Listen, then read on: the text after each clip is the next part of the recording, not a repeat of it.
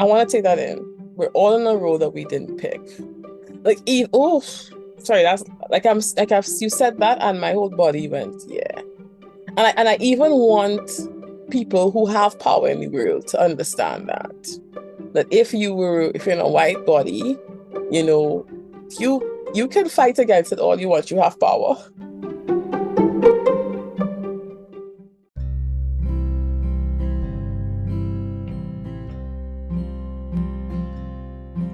Welcome to Making Polyamory Work.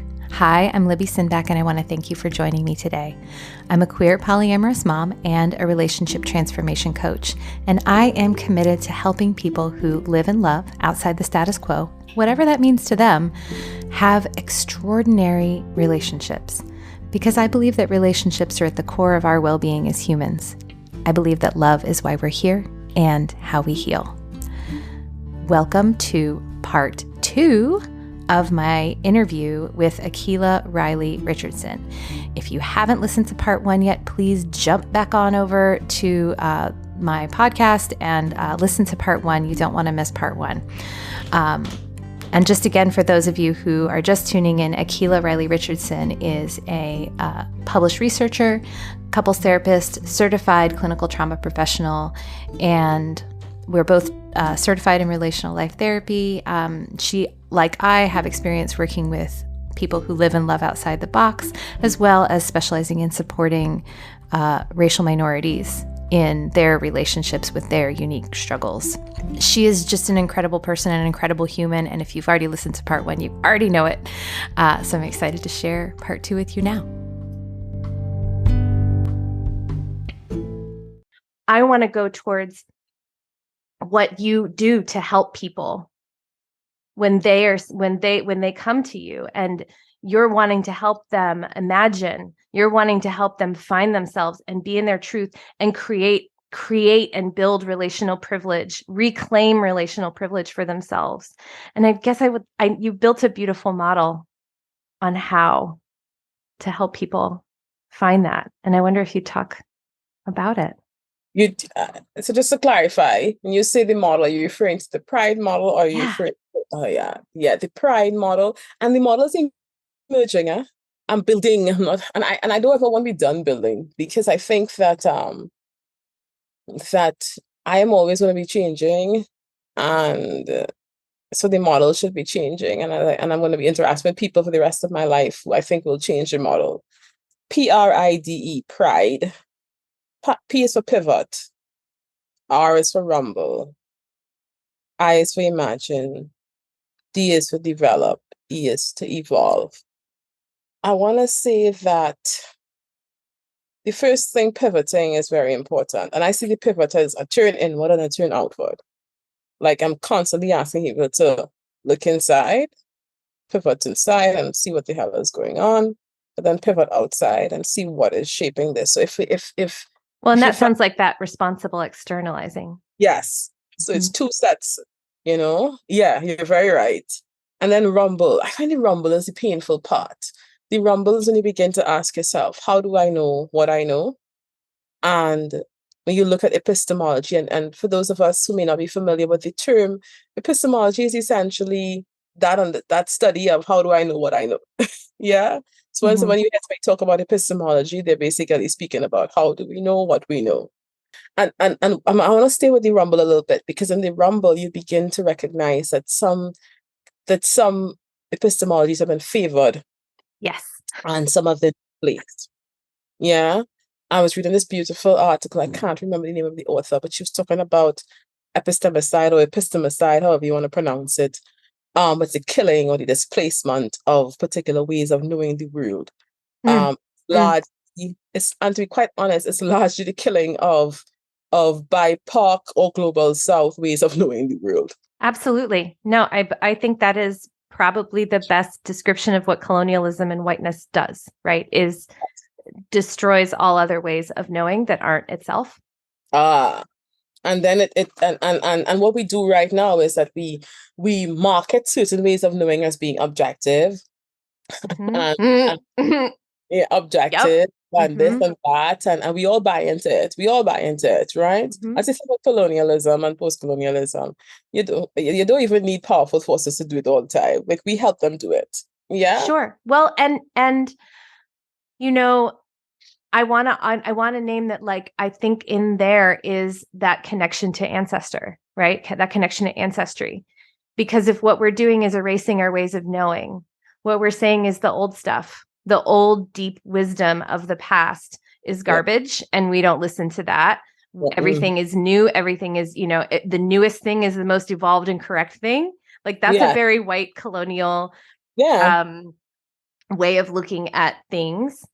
Yeah. And so when I hear you talking about like reaching back to ancestors and Yes. connecting and finding their wisdom in and their knowings and their ways of surviving and thriving, Yeah. that pushes it seems like that's a way to find Yes, it your way is. back to old ways of knowing. And when I want to just say this, when you go back and you find something, some things you may say, you know what, I don't really want to do this, which is fine. But Yeah. what you want to give yourself is wiggle room. Yeah. And it's hard to find wiggle room in when you're undergoing constant epistemicide because because you're being told that there's only one way of knowing the world. And if you're trying to know the world outside of this, it's on the periphery. And then people do things like Orientalism, or they make it sexy or exotic, and they whatever, instead of integrating it into the mainstream. So that's the R. The R is rumbling with it, and how the hell do I know what I know? What has been displaced in favor of what I know, right? And then when you do that, I think you're in this place of realizing, okay, I'm in the matrix. I am living in somebody else's epistemology, and I get to okay, so now can I imagine? Can I look at my entire life and from that place imagine what I would like to create here? Well, Yeah. and you say something else in the course that I really liked, which is, can we imagine who we'd be without Hmm. all this stuff that we've been having to deal with?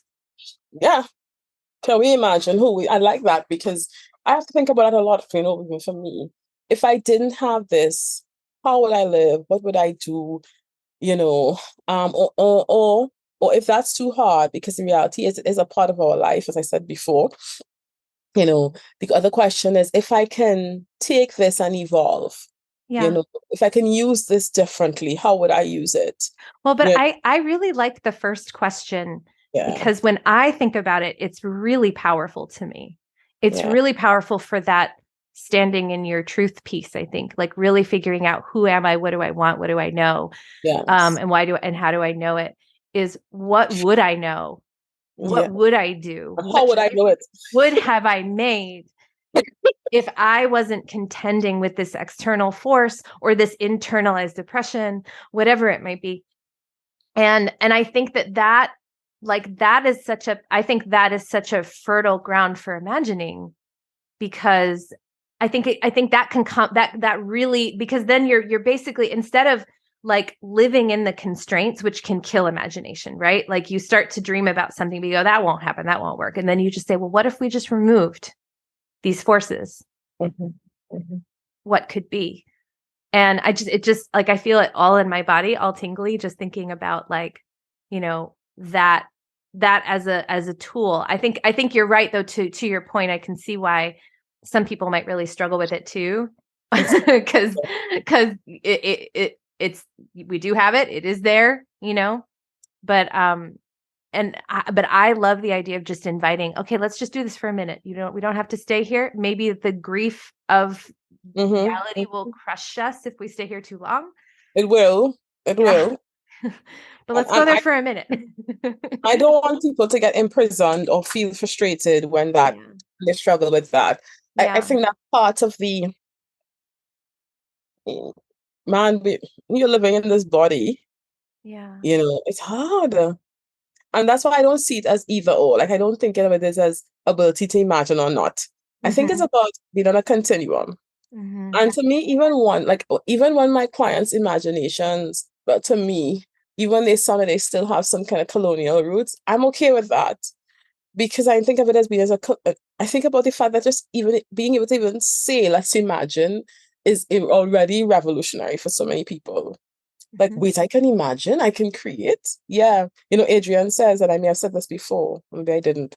We are in an imagination battle. And just for people to think that they can stand and be in the battle with armor and make a choice and have a position is enough for me to be like, the work is beginning. And you will, for the rest of your life, you will have to be imagining and reimagining. I am still imagining. Just in your conversation, I wrote down something you said that I need to take back to my course and reimagine. The seat appear in the next slide, I swear. But it doesn't end. Right. And that's okay. No, it's a practice. I mean, it sounds like it's a practice that you have to build and rebuild. Build and rebuild. And speaking of build, the D stands for develop. So after I imagine, what am I developing now? How do I put my imagination into action? What do I want to create? I bet that's so big. But so this morning, because I record videos as well with clients who are willing or interested for teaching, I was looking at one of my my recordings this morning, a mixed race couple in Europe. And when I asked them what it was, and I had them do relational imagination, right? Where they kind of co-construct, what the relationship would look like.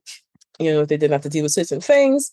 And they drew, right? And at the end of it, the Black partner said, it's so nice to just have to be able to create as opposed to just solve problems. And I was like, oh, yeah, that is nice. And I understand why that means so much for her in particular, because she's deep. Because I mean, she said what so many BIPOC feel. She's like, I don't have time to do this because I'm too busy trying to survive. And when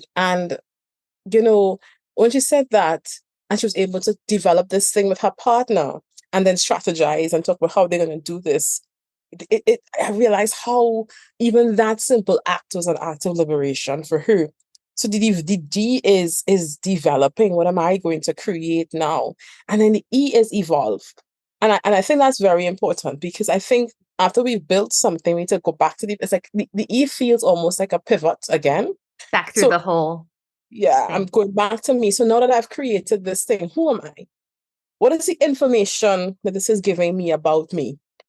And I said, so like after I sat I've sat for the last however many months, probably close to more than a year, with this work and building this thing, and I'm still building this thing.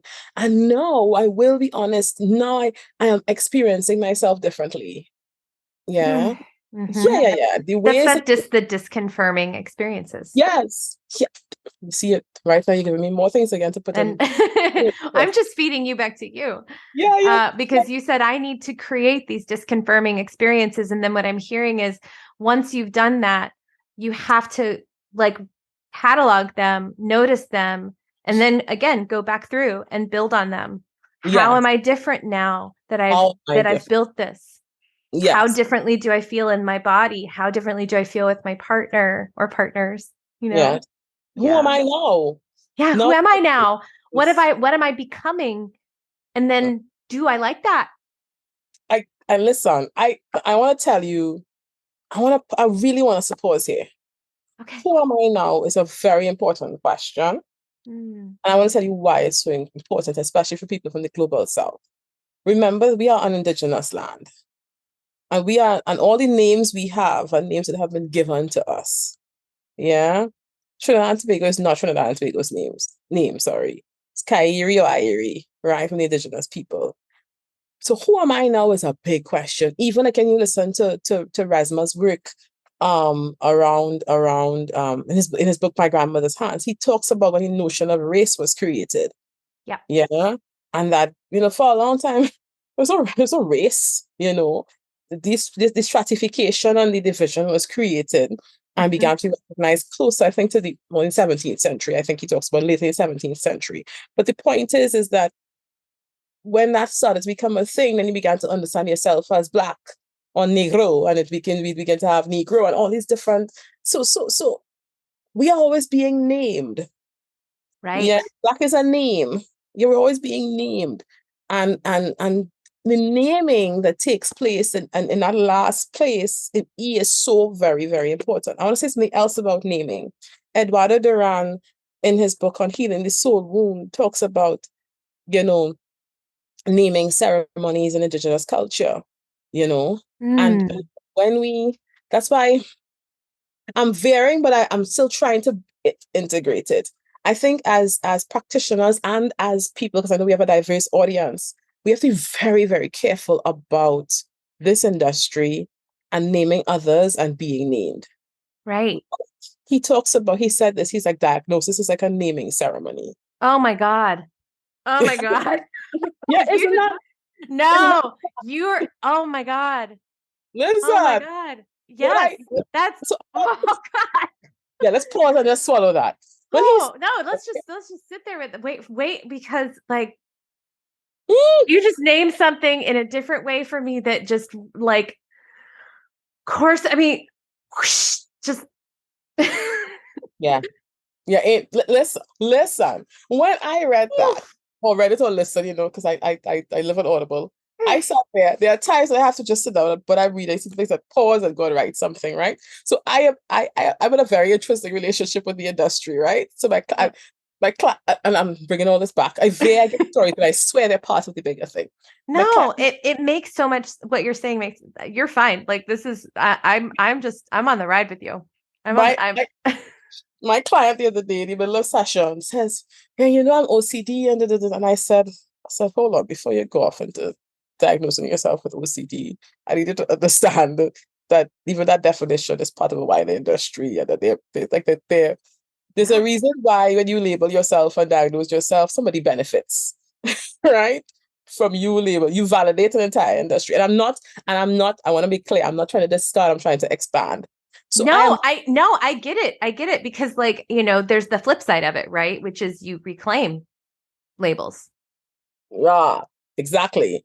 And so I'm very, very careful with naming myself, with naming clients, with them naming, I'm very, very careful. And it's because of that thing that every time when Eduardo said it, diagnosis is a naming ceremony. I'm like, whew, yeah. And I want you to understand the politics of naming as well. Yeah. Who benefits and who loses when we name. Yeah. I'm not trying to discard. Don't come after me. But that's even as I'm thinking about that, a thing that I'm thinking about with that, because I mean, this goes on a lot in the polyamory and kink communities and non-monogamy communities, and like names and labels are huge, and there's so many of them. There's, you name your sexuality, you name your gender, you name your relational practice. Am I a relationship anarchist, polyamorous, whatever? And there's a lot of fighting about, who gets to name themselves what and what that really means. And some, people talk a lot about like labels can feel like oppression, but labels can also set you free. And it really, and I think that one of the things that's important to notice, whether, what you're doing, because sometimes it can be like, I'm taking on a label to be included, to belong, to be a part of an in-group, and I don't want to take us too far away from where you are, but like, I'm just thinking about the where you name yourself versus accepting a name from someone else. And like, really, I think that goes back into the Rumble piece too, right? Like, why am I doing that? Where did I get that from? Why do I know that I am this? Why am I choosing that? And who benefits? Who benefits from me sorting myself in this way? And I've been thinking about that. I mean, just in terms of like, as a polyamorous person, and I do identify that way, but there's a part of me that also feels like I other myself. I other myself as a protection, And then Mm-mm. I make up I'm not included in society, or I'm not included Mm. unless I like hide or smooth or make respectable certain parts of myself.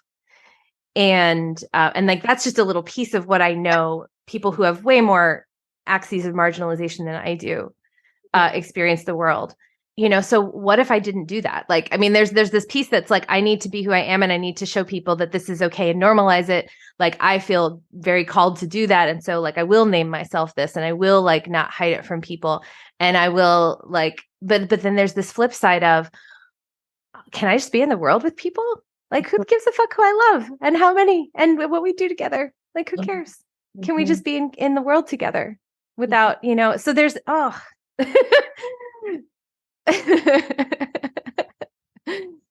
don't know. I don't know how that lands with you. I like witnessing other people rumble and imagine, you know. Yeah. And I Yeah, I want to, guess that's what I just did, didn't I? I like, I like seeing that, and I'll tell you why. I think that one of the things I've said, my friend Stan and I talk about this. He tells me, like, he told me I can't avoid it, but I don't want to become anybody's guru. Like, when people talk about, you know, when people ask me, like, oh, I want to learn from you, I want to be like, I'm like, aim higher. I don't want to become it because I'm so complex and complicated, not a perfect human. And I want people to, I'm trying to teach you how, well, I hate the word teach, but I'm trying to facilitate your rumbling and imagining. And you don't have to buy into my imagination. Feel free to discard it. All I want you to do is to give yourself permission to imagine. That's all I want you to do.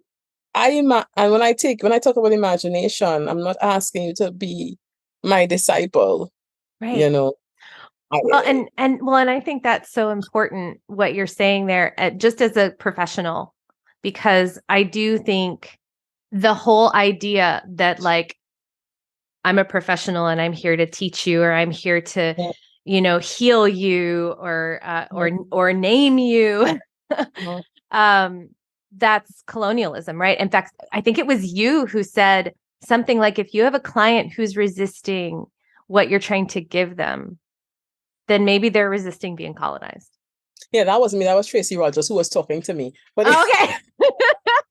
But I was just thinking, I think that was Tracy Rogers. I think so. but like when I'm hearing you talk about like how you are with clients, and I feel that, I mean, this is a value that I hold too. Like, I don't want my clients to come and comply with whatever agenda that I might have with them. I have no interest in that. I just want to help them be them and find their way. Yeah. And show them maybe what might be in the way of what they want to get to. But same thing that you say, I'm like, I don't know, like, please don't take my word for it. So Please. that is I love that. Like, don't take my word for any of this. I am giving you my epistemology. Listen to me. I am a Black Caribbean woman who lives in a single parent home, Yeah. one with an absent. All of these Yeah. things coalesce to develop my way of knowing the world. I am sharing perspective. Mm-hmm. And if you want to pay for my perspective, that's fine. If you want, you could do whatever you want with my perspective. Pay for her perspective. She's got a good perspective. Here's what you don't need to do. You don't need to turn it into some kind of gospel that you have to follow. Yeah. Well, and what I hear, I mean, like going back to that concept of epistemology, like, and asking yourself, why do I know what I know? Mhm. How, like, that some of that is like really understanding how you make sense as an individual in the world. And it sounds like part of your work with clients is, I want to help you find how you know things. And I Yeah. want you to find your own way of knowing. And I want you to bring me into it. Like, help me learn how you know what you know. And I think that's so essential. And again, one of those things that I think when you go to seek help with somebody, I mean, for me, I'm working on this episode about like, how do you find good help? Like, how do you find someone who can really help you? And one of the things that I think is crucial, if you're going to work with any professional, therapist, coach, peer coach, anybody who you think might be able to help you, is that they have an eye towards a humility about their own epistemology. and a willingness to, you use the word hybridize or hybridization, like epistemological hybridization. And that's like, I'm going to not show up with my epistemology and impose it on the work we're doing together. If I do that, then I'm not going to help you.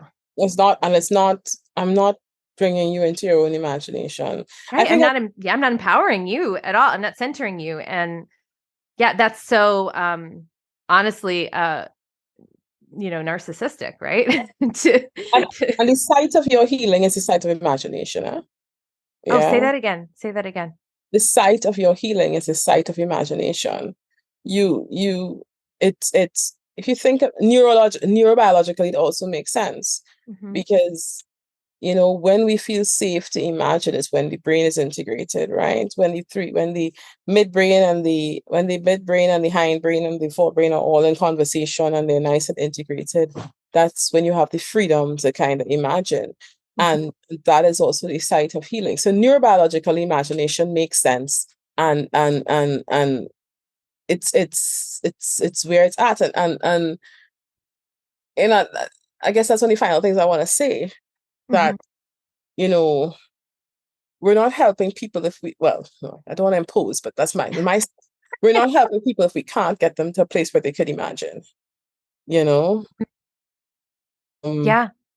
Because even when we're not with them as therapists, and stuff comes up, we want them to be able to imagine how to take care of themselves right now. And I think, when you're able to imagine, it is like a disconfirming experience. It says to your brain, oh, I know how to take care of myself. Oh, there's a way to care. And there's so many things I think that happens in your body when you're able to do that. So yeah, I'm all for it. I'm all for helping clients imagine. I want to reiterate, I'm not trying to discard other models.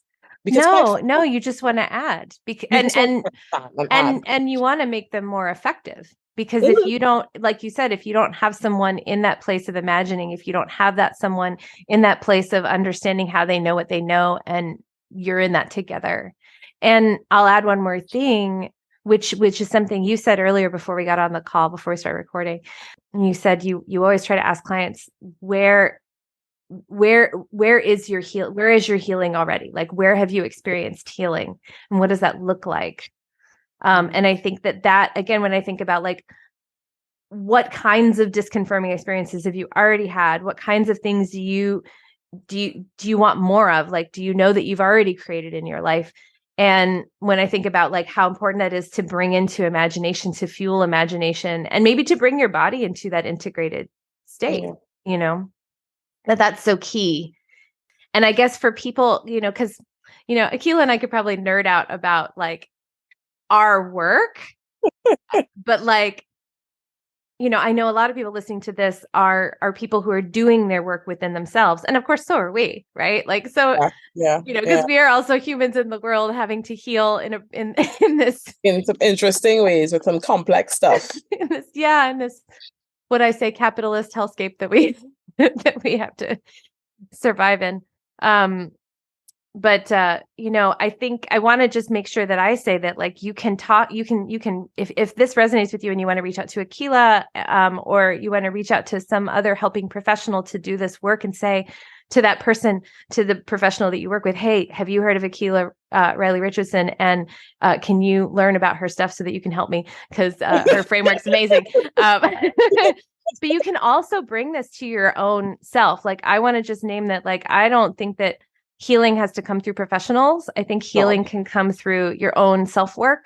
Yeah. And so you can have someone guide you through Akilah's Pride model, those steps. But I'm imagining that, like, once you've taught your clients these things, they're going to be continuing to do them for the rest of their lives, going through that cycle of, pivot, rumble, imagine. And then what was the D? The D was develop and evolve. And like, I'm just going to keep going through that. And I love it. And just to make a plug, because Akilah's doing an amazing course that's coming out in May. I don't want to steal your thunder. I want you to talk about it, but I want to name that she's going to teach all of this to you and like so much more. And I guess as we close out, I'm wondering if you want to just say a little bit about where people can find you, what you're going to be doing, because you've got a lot of irons in the fire and I want everyone to know about them. Yeah, I mean, there's some interesting things coming up. In March, I'm going to be at the Networker, the Psychotherapy Networker, talking about relational privilege and how to support And I'll be uh, there. and how to support couples who experience discrimination. In May, we're doing the Relational Privilege and Systemic Trauma course through the Academy of Therapy Wisdom. Hi, Brian Spielman. And Nikisha Heat and all the other people there that I love. And I'm so excited. We're going to have some exciting bonus speakers. We have Resma Menakem, who's joining us. We have Adrienne Marie Brown, who's joining us. Stan Tatkin, Julian Taylor Shaw, Tracy Rogers, Sarah Malik, Joseph Wynn, Rafaela Figaro. There's so many. I feel like I'm forgetting somebody. Oh God, who's the name? John Edwards, right? I feel like I'm still forgetting somebody. But people can find that on the Therapy People can Wisdom find website. out. So go to my website, Akilah.Riley. No, that's not the name of my website. AkilahRiley-Richardson.com. And I'll link that in the show notes. So yeah. And click on and you'll see the stuff that I'm doing. I'm hoping to be able to be at some other conferences this year. But yeah, exciting stuff. We're gonna push forward. Just make it happen. Sorry, will you say that last thing again? Because it got glitchy. I said I hope to be doing some other conferences again this year, and I'll share that information with you. Yeah. Yeah. So, Akilah, thanks for being here. This has been just an amazing conversation. And a lot. Yeah. we have all the cast in a row that we didn't pick. That's my new line that I'm going to add to my slide. I will quote you, Libby S. Oh.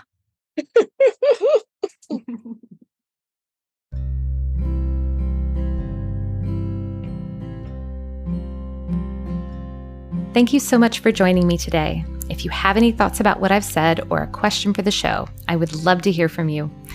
You can reach me via my website, libbysinback.com, or you can connect to me on any of my social channels. I'm on Instagram and Facebook. I'll also say that if you're loving my podcasts, but feel like your relationship could maybe use some more help, this is work I do with my coaching clients and in the Relational Non-Monogamy Circle. If you're interested, you can either set up a free introductory session with me to see if coaching might be a fit for you, or check out the Relational Non-Monogamy Circle online at libbysinback.com/RNMC. If you love this podcast, please share it. Share it with your friends, your networks, your Facebook groups, etc. And make sure you subscribe so you don't miss an episode. And if you listen on iTunes or Stitcher, it would be super awesome if you left a review or a comment, because that will help more people find the show. Making Polyamory Work is created by me, Libby Sinback. It is edited by Finn of the Normalizing Non-Monogamy podcast and hosted on the Anchor.fm platform. Vanda Leon manages the website and posts the transcripts. Thanks for being with me today, and I'll see you soon.